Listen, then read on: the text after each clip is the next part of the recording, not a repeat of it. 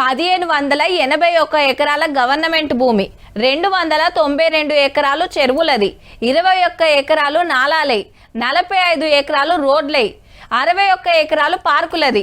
Public తిరిగే ఇంకో 17 ఎకరాలు కాపాడితే వీటి మొత్తం విలువ 85,000 కోట్ల రూపాయలంటే చూడుండ్రిగా.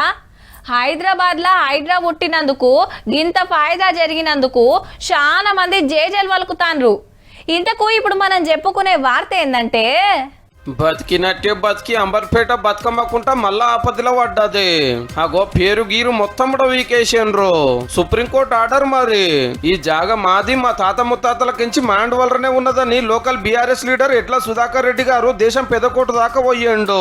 కాగితాలు కత్పాలు చెకింగ్ చేసి కుంట సుట్టి ఏం కట్టద్దు, బోర్డు గీడ్ ఉండద్దు, ఫైనల్ తీర్పు ఇచ్చేదాకా ఎట్లున్నదో అట్లనే ఉండాలని చెప్పిందట. లేలే కార్ లీడర్ కబ్జా పెట్టి బతుకమ్మకుంటా అమ్ముకోవాలని చూస్తుండని కడమ పార్టీల లీడర్ అంతా ఒక్కటే ధర్నా చేసిరు, దిష్టి బొమ్మలుగా అలవెట్టిండ్రు.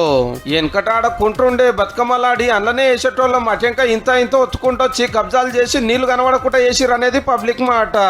ఇదే ముచ్చట హైడ్రాక్ చెప్తే నిరుడు గుత్తకు పట్టి 5 ఎకరాల 15 గుంటలలో మళ్ళా కుంట ఒట్టించింది. 7.5 కోట్లు ఖర్చు పెట్టి చుట్టూరా నడుస్తానికి తవ్వలు, పచ్చటి పార్కులు, పిల్లలు ఆడుకుంటానికి మైదానం, ఓపెన్ జిమ్ తోటి ఇంత ముద్దుగా సింగారిస్తే సీఎం సార్ వచ్చి బతుకమ్మ పండుగ చేసిపోయిండు. చలి భూమి మాది, వెనకట ఇటుక బట్టీలు పెట్టేది, అట్లా కుంట అయ్యింది. అన్ని పేపర్లు ఉన్నాయని సుధాకర్ రెడ్డి సార్ ఫస్ట్ కాంచెలు కొట్లాడుతూనే ఉన్నాడు కోర్టులల్లో. దానికి వాపస్ తీసుకురావాలి, ఉన్నవారి అన్ని తీసేసేయాలి. ప్లేస్ ఎక్కడ కూడా హైడ్రా అనే వాళ్ళు కనపడకూడదు. మరి హైడ్రా ఆఫీసర్లు కాయిదాలు ఏం చూపిస్తారో, సుప్రీంకోర్టు ఫైనల్ తీర్పు ఏమొస్తుందో కానీ ఓ గల్ల ఆయనదే భూమి అని తెలితే బతుకమ్మకుంటాను బతకనిస్తారో, లేకుంటే ఇంత మట్టి పోసి నిమజ్జనం చేసి బంగ్లాలే కడతారో.